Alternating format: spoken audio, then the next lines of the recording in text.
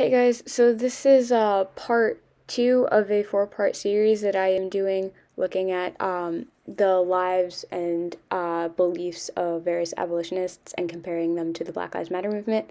I would recommend you are at part two, Frederick Douglass. I recommend going back to part one and looking at BLM to see what they believe.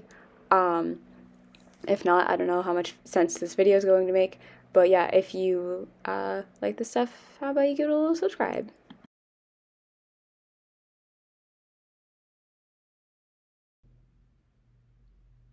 Starting off with the most moderate is Frederick Douglass. Douglass was born a slave in Maryland in 1818.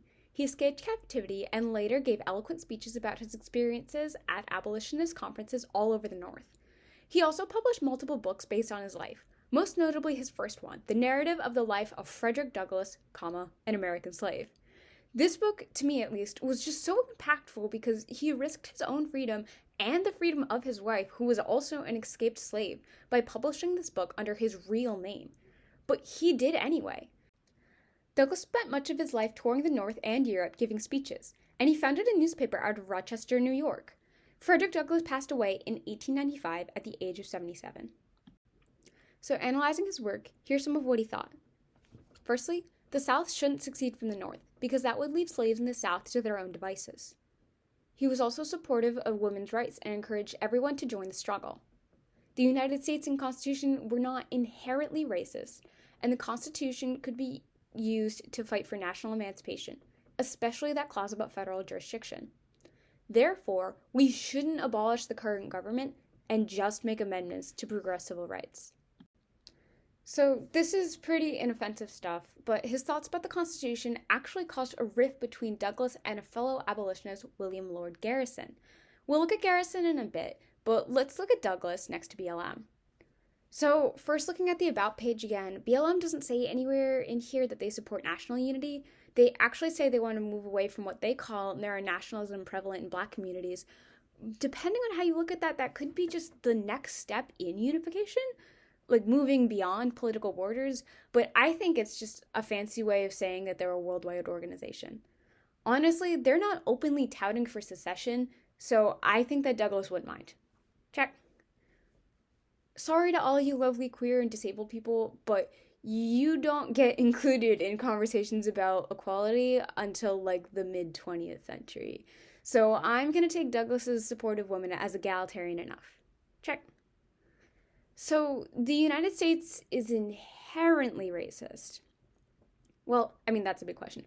But, looking at the almighty About page again, BLM swears to combat systemic racism, and that's a sentiment the majority of their supporters echo. Systemic racism. Racism in the system. So they think the US is inherently racist.